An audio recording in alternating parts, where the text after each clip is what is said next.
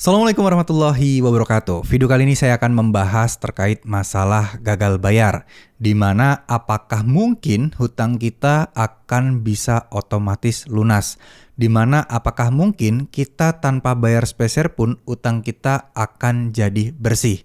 Oke, kita ngomongin soal fakta yang terjadi. Kalau misalnya udah bertahun-tahun utangnya, banyak faktanya yang memang hutangnya tiba-tiba lunas. Tapi kembali lagi, itu tidak pasti. Itu adalah probabilitas di mana memang bisa jadi utang kita akan jadi lunas. Nah, sekarang apa yang harus kita lakukan ketika kita tidak punya uang, kita tidak bisa bayar hutang kita, dan kita lebih memilih untuk galbay? Kira-kira apa sih yang harus kita lakukan? Gimana caranya agar utang kita itu bisa lunas tanpa harus bayar? Ya, jadi gini.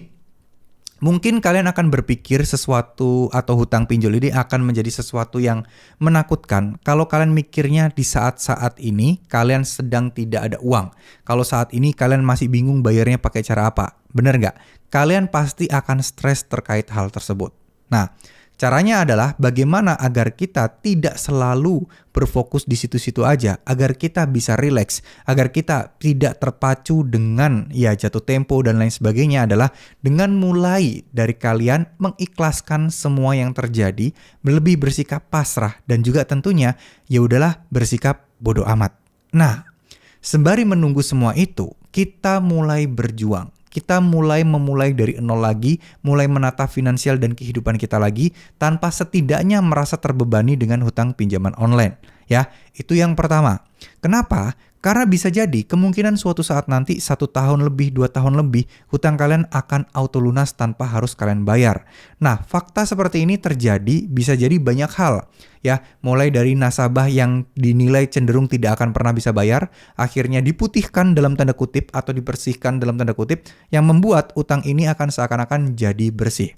Ya, yang membuat utang ini seakan-akan jadi hilang di slip OJK dan juga dianggap kalian sudah telah membayarnya. Nah, padahal banyak yang bilang, wah saya tidak bayar kok utang saya bisa bersih ya, bla bla bla bla bla bla. Ya karena itu tadi, ya itu adalah wewenang pinjolnya. Jadi di sini bukan kita yang menentukan, bukan kita yang bisa mengontrol kita akan lunas otomatis atau tidak, tapi adalah pinjolnya. Pinjol tentu dong tidak mau menyimpan data dalam tanda kutip data yang mereka anggap sampah, yang ngotor-ngotorin statistika mereka, yaitu nasabah galbay si A bla bla bla galbay berapa persen bla bla bla bla. Itu akan membuat laporan dia ke OJK akan semakin jelek dan semakin jelek. Nah, kita percaya bahwa OJK juga menganut aturan-aturan di mana ada indikator yang namanya TKB 90. Ya, nilai persentase berapa orang yang 90% bisa bukan 90%, berapa persen orang-orang yang sudah bisa menyelesaikan masalah hutangnya lebih dari pas saat 90 hari tadi.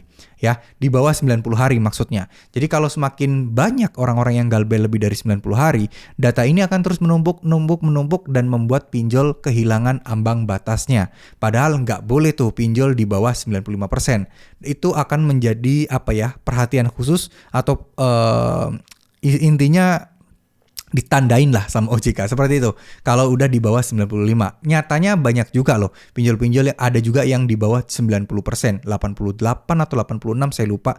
Ada dan itu terancam bangkrut pinjolnya. Nah, kita hanya bermain dengan waktu dan juga bermain dengan kesabaran. Kita tidak bisa mengharapkan utang kita akan otomatis lunas dalam waktu sehari, 2 hari, 3 hari, ataupun bahkan sebulan, 2 bulan. Nggak bisa teman-teman. Mereka pasti akan mempertahankan dan akan terus ngejar-ngejar kalian. Walaupun sebenarnya utang kita ada beberapa kasus terkadang dibiayai atau diganti rugi oleh asuransi yang diikuti oleh pinjol tersebut. Ya, asuransi yang menanggung nasabah-nasabah yang gagal bayar di mana sebenarnya mereka tidak rugi banget gitu loh. Jadi ada uang yang digantikan. Ya meskipun kita tidak pernah tahu persentasenya berapa. Apakah 100%? Apakah hutang pokoknya? Pokoknya aja yang jelas mah hutang pokoknya ya. Nggak mungkin dong bunga-bunganya dimasukkan. Pasti yang jelas hutang pokoknya aja. Jadi fokus kita sebenarnya bukan di masalah bunga yang terus bertambah. Tapi fokus kita adalah di total hutang pokok yang kita punya. Itu adalah fokus kita. Mau kalian galbay berapapun, sebulan, 2 bulan, 3 bulan, fokus teman-teman adalah masalah di hutang pokoknya. Ya, selama kalian bisa mengumpulkan hutang pokoknya dulu, menabung dulu di hutang pokoknya, kalau pinjol mulai menyerang kalian, mulai menagih, kalian tinggal kasih serangan balik, yaitu dengan cara Bisa yang mau bayar lunas tapi kalau saya dihapuskan bunga dan dendanya. Saya minta surat keterangan lunas. Enak. Jadi kita bayar cuman hutang pokok uang yang kita terima. Nggak bayar bunganya, nggak bayar dendanya. Enak. Tapi itu tadi, kalian butuh uangnya terlebih dahulu.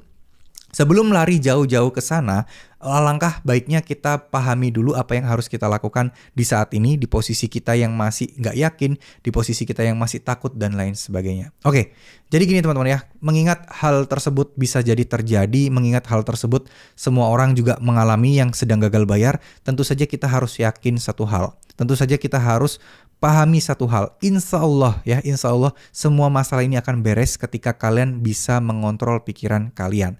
Mengontrol pikiran bukan sesuatu yang mudah, memang bukan sesuatu yang gampang. Kita ngomong enak, ya udah fokus aja, positive thinking aja, itu ngomongnya enak, tapi prakteknya akan sangat susah. Bener nggak? Siapa di sini yang sudah berusaha untuk berpikir positif tapi masih susah banget? Silahkan tulis di kolom komentar. Saya pengen tahu seberapa banyak sih di antara teman-teman yang masih stres memikirkan hal seperti ini. Oke, lanjut ya. Kita akan membahas bagaimana langkah-langkah konkret yang bisa kita lakukan. Yang pertama, kita kembali kepada Tuhan. Itu udah pasti. Doa itu akan berdampak hal yang sangat luar biasa, teman-teman. Yakinlah, percayalah, doa ini bener-bener bakal bisa bikin ngefek sengefek-ngefeknya. Yakin bahwa akan ada pertolongan. Terus minta doa. Itu akan membuat kita semangat terpacu untuk terus memperbaiki hidup kita. Membuat mental kita terlatih. Membuat mental kita jauh lebih bagus, dan jauh lebih bagus lagi. Ya, intinya terus ikhtiar. Kalau kalian nggak pernah sholat tahajud, usahakan untuk sholat tahajud. Kalau kalian nggak pernah sholat duha, usahakan untuk sholat duha. Baca sholawat 100 kali, sholawat Jibril terutama. Itu akan membuat teman-teman hutangnya akan bisa lunas. Ya, entah pertolongan Allah dalam bentuk apa. Dikasih rezeki dari orang kah? Kalian dapat pekerjaan yang lebih bagus kah? Kalian dapat proyekan kerja sampingan yang gede bayarannya kah? Itu semua misteri. Dan saya sudah mengalaminya dan alhamdulillah ini benar-benar wajib untuk kalian coba ya. Mulai dekatkan diri dengan Tuhan karena itu adalah jalan-jalan satu-satunya untuk menyelesaikan semua permasalahan yang ada dalam hidup ini. Terima kasih, mohon maaf jika ada salah-salah kata. Wassalamualaikum warahmatullahi wabarakatuh.